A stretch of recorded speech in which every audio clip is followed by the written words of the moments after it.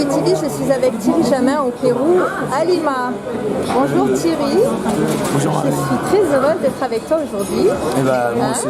Alors c'est un grand jour aujourd'hui, pour moi d'abord, et pour tous les ululeurs et tout le monde.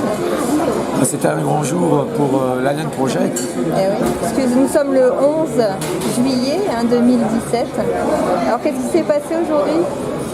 Eh bien, c'est un moment que l'on attendait depuis plusieurs semaines, sinon plusieurs mois. Et on devait présenter les résultats des analyses de ces fameuses momies découvertes à Nazca à la fin de l'année 2015 et présenter les faits bruts de l'histoire tels que l'Institut Inquari les a depuis le mois d'octobre 2016. Voilà. Alors malheureusement, ça ne s'est pas passé exactement comme on l'avait prévu nous, en tout cas à Inquari, puisqu'il y a eu un petit couac avec nos partenaires mexicains et américains.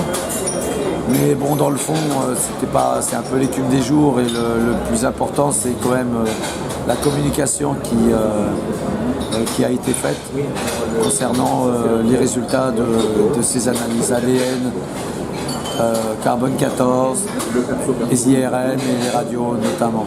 Alors qu'est-ce qui a été dit? Si tu peux nous faire un résumé un petit peu. En gros, ce qui a été dit, j'imagine, parce que je n'ai pas assisté à la présentation, qu'il s'agissait bien de matériel biologique, qu'il s'agissait bien de corps qui ont été en vie à un moment donné, que c'est très ancien, que l'on ne connaît pas l'origine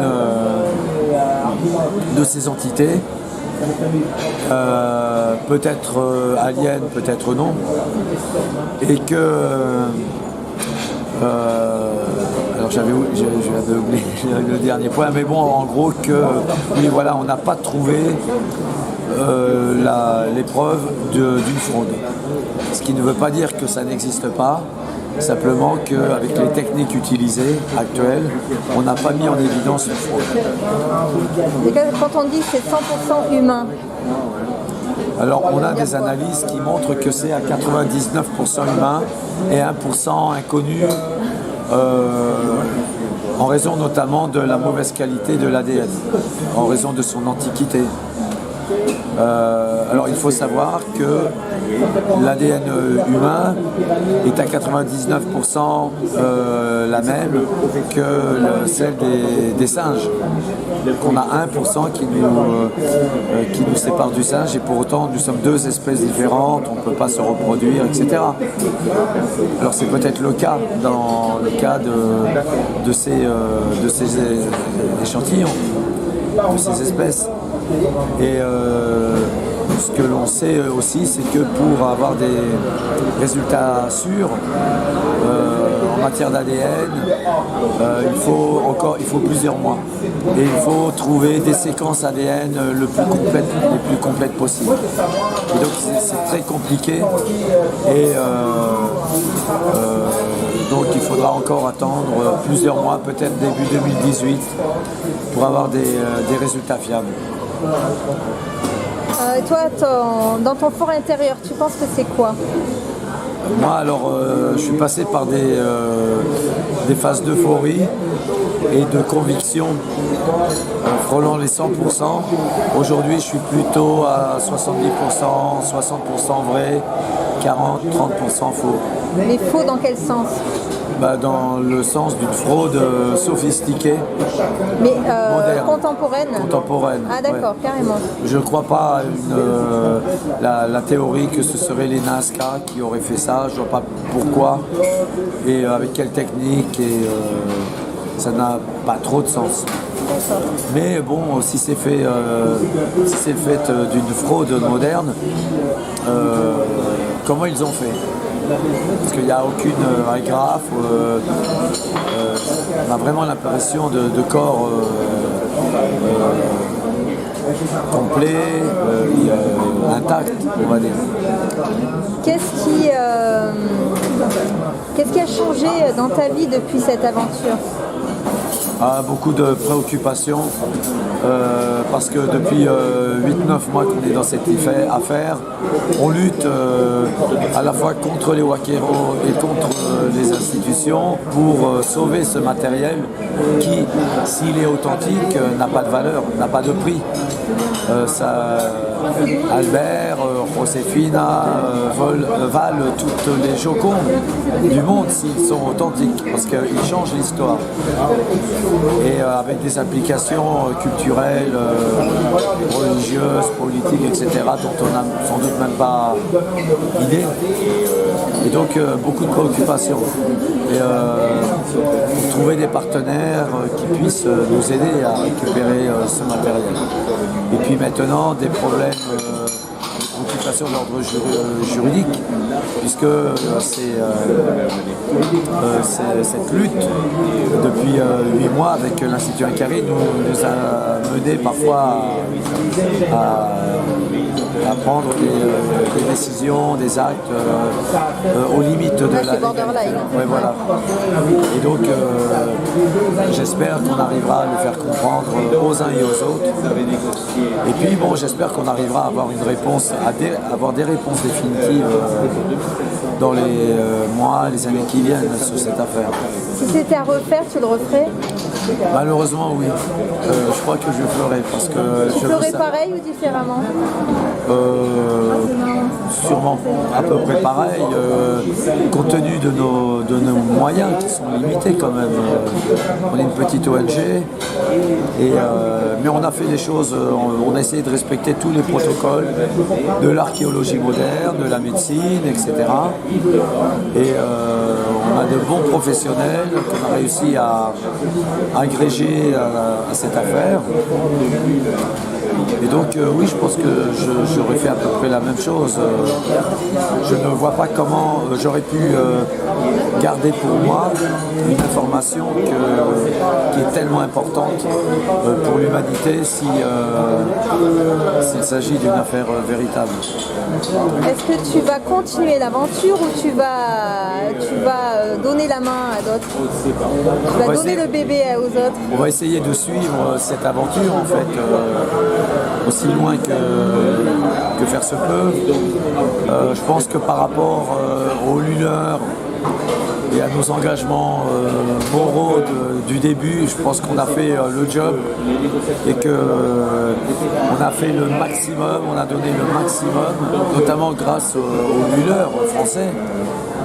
Maintenant, on veut quand même savoir, on n'a pas toutes les réponses. On a soulevé des questions dont on n'a pas encore de réponse. Et ce que je sais, c'est que tous les chercheurs qui ont travaillé directement sur les objets sont à peu près convaincus que c'est du matériel authentique. Alors les détracteurs peuvent parler, c'est facile derrière un écran d'ordinateur, à partir d'images arrêtées, de vidéos, etc. Facile de tirer des conclusions, des analyses, etc. Et nous, on les invite à venir collaborer pour nous aider à trouver des réponses. Et enfin bon, voilà. Que vas-tu faire dans les jours qui vont suivre ou dans les mois qui vont suivre? Dans les jours qui suivent, je voudrais faire un petit break de 2 semaines. Ça fait 8 ans que je ne suis pas parti en vacances et là je voudrais souffler un peu, laisser mon cerveau à Cusco et puis aller me balader quelque part hors du Pérou, changer d'air un peu. Tu viens en France? Je viendrai en France en octobre-novembre, mais j'aimerais faire un tour avant, je ne sais pas encore où. Et puis préparer la campagne Paititi, qui reste notre priorité. Pour 2018 vraisemblablement, puisque cette année ça a l'air un peu compromis en raison de l'Alien Project et en raison aussi du phénomène d'El Niño qui a décalé toutes les saisons. Il reste, le climat est très humide sur Cusco, sur la forêt, et donc on parle même pour le mois de juillet-août d'un Niño volcanique, c'est-à-dire beaucoup de pluie en perspective en forêt amazonienne, donc des conditions très difficiles pour arriver sur la montagne carrée en hélicoptère. Donc on va sûrement le remettre tranquillement pour 2018. D'accord. Par rapport à la radioactivité, tu peux me dire un petit peu si vous avez fait des essais sur les momies avec le compteur Gégère ou ailleurs? Avec le compteur Gégère que tu as eu la gentillesse de nous faire parvenir, on les a essayés sur les corps et on n'a pas noté d'oscillation particulière. Et sur les lieux? Sur les lieux, on espère pouvoir l'essayer le plus tôt possible, dans les semaines qui viennent, les mois qui viennent. Tout dépendra de l'évolution de cette affaire. Alors comment ça se fait que vous n'y êtes pas allé encore? On n'a pas eu le temps. Pas eu le temps? Non, c'est-à-dire que les analyses avec les corps nous ont pris beaucoup de temps et maintenant que l'affaire est judiciarisée, le site c'est le point sensible, c'est le Graal j'imagine des autorités péruviennes. Donc on peut pas. Donc c'est un peu compliqué. Et toi, tu dois mourir d'envie d'y aller? Ah bah oui, bien sûr. J'aimerais bien voir le contexte dans lequel ont été trouvés ces artefacts, ces objets biologiques. Alors je me souviens d'une vidéo où tu disais j'ai la preuve, je sais, je suis sûre et à 100% que voilà, c'est vrai, que c'est autre chose. C'était quoi cette preuve? C'était quand on a découvert les œufs de Joséphine. Ouais, d'accord. On s'est dit comment on aurait pu trafiquer ça, comment on aurait pu faire une fraude de ça. Et c'est aussi quand on a vu Maria, l'hybride, on s'est dit c'est dingue quoi, il est impossible de frauder une momie. On ne peut pas, contrairement à ce que disent certains détracteurs, qu'on aurait mutilé des momies. On verrait des cicatrices, des coupures. Malgré le temps, malgré Bah oui, les parce années. qu'une momie, la peau morte, ça ne se régénère pas, c'est comme du carton. Donc tu coupes du carton, on voit, pour peu que dure, se conserve pendant des siècles, des milliers d'années un corps, on va détecter la fraude. Et il n'y a aucun, comme l'a confirmé les médecins aujourd'hui, il n'y a aucun indice de coupure, de manipulation des mains et des pieds. D'autant plus qu'on a les empreintes digitales de Maria. Alors comment on fait ça? Pour couper une main, il faut sectionner et puis après il faut rajouter des phalanges. C'est-à-dire qu'il faut déjà enlever ces phalanges-là et en rajouter et remettre des phalanges en haut, quoi. Ça laisse des traces, forcément. Des traces de peau, etc. Et on n'a pas ces indices-là. Par ailleurs, l'étude des ongles, on a montré que ça correspond à une morphologie bien particulière. Les phalanges humaines, les ongles occupent 50% de la phalange. Et là, on est sur un schéma où c'est 80%. Les ongles des grandes mains occupent 80% de la dernière phalange. Donc ils sont bien typiques au niveau morphologique.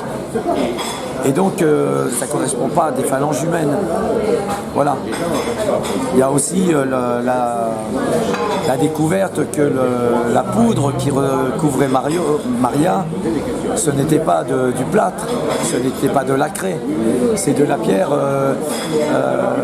alors j'oubliais le mot, diadolita.